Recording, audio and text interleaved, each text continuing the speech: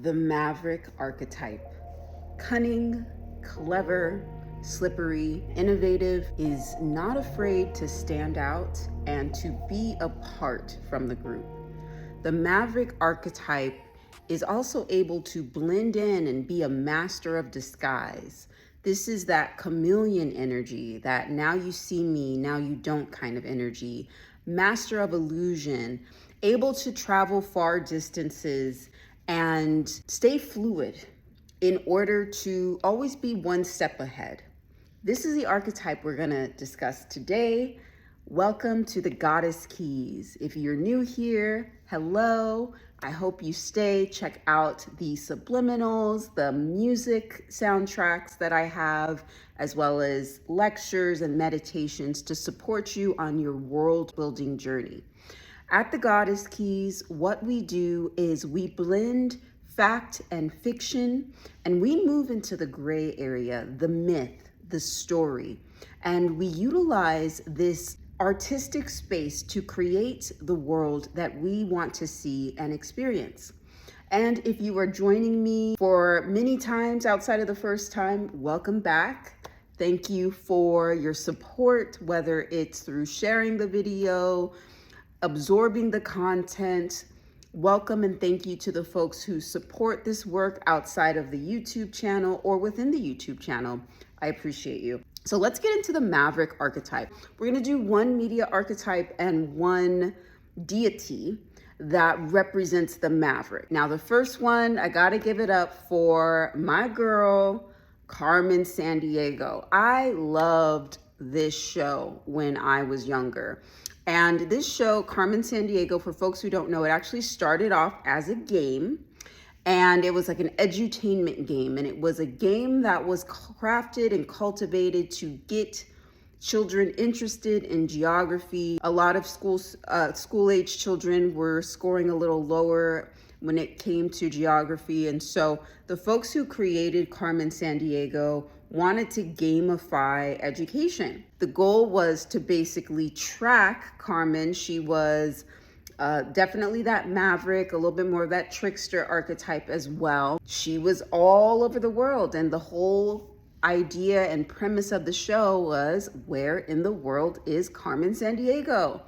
Now, funnily enough, when I was a kid, I loved this show and I loved this archetype so much. I kind of thought she was a hero. I somehow forgot or missed the part where she was a criminal, but I was always just like, go Carmen, go. I mean, come on, look at the trench coat and the hat. I mean, come on. She looked like the coolest person on the show. You know what I mean? So it's good to tap into this maverick kind of energy when you decide to create life on your terms, and you need to have a little bit of inspiration or gumption or audacity on your journey. Maybe you've been somebody who has been a part of groups. Maybe you've been that supporting role, right? Maybe you've been the one that was always giving, the one that was a little bit codependent, who has these dreams of doing different things, but couldn't quite see yourself doing them because you've been so stuck in your role.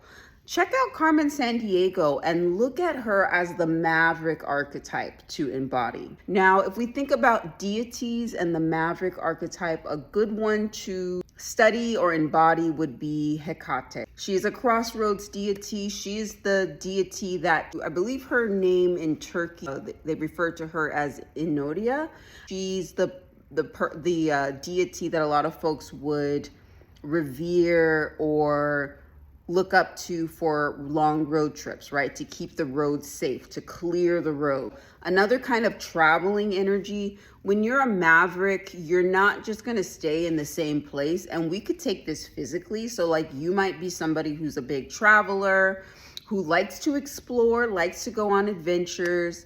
This is also an energy. This doesn't have to mean that maybe you're not a big traveler, but you're somebody who dares to go into the unknown. And sometimes, like, as we go on this world building journey, we need to be okay with taking in new information. This kind of energy is something you can look into by studying Hecate. Also, she represents that 333 energy. A lot of times You might start seeing 333 when you are lifting some kind of a veil, or black cats or might appear in your world a lot as well. Also railroad tracks, okay? Railroad tracks is another kind of energy that you can tap into as you are embodying this kind of maverick energy. Now for Hecate, it would be the crossroads, but not just any crossroads. It's usually a T intersection as well. The idea here is not to worship any kind of deity, all right, or ask a deity for permission or anything like that. It's really to embody this. If you are going to study this maverick energy and you, like, for example, watch Carmen Sandiego, become that energy and see how you can embody that energy in your daily life. When you step out of character or you are doing an avatar shift, a lot of energies can come in to try to like block you. And you kind of need to be too cool for it.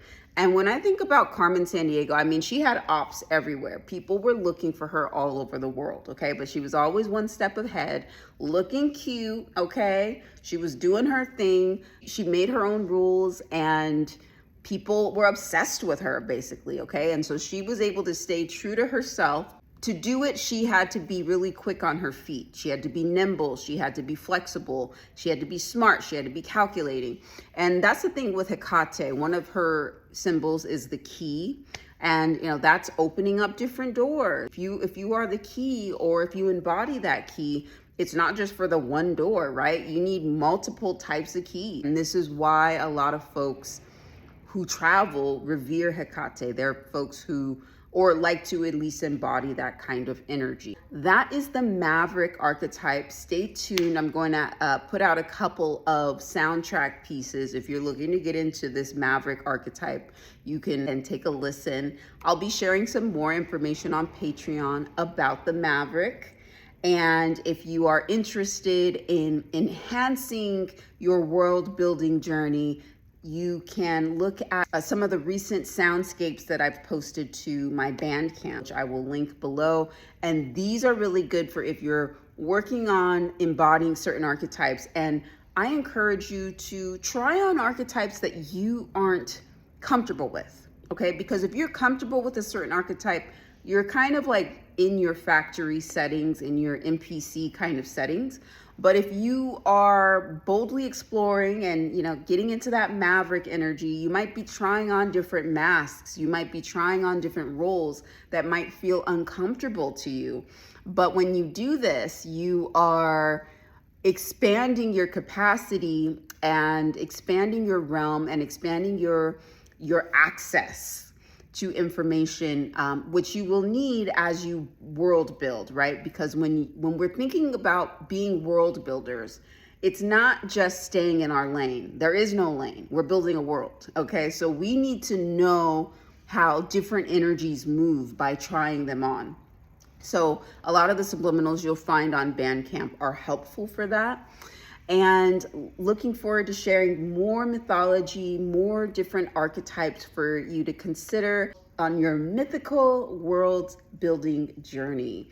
And if you're interested in learning more about exploring the architecture of the simulation, you can also read my book, The Architect is Her, now available on Amazon and Kindle.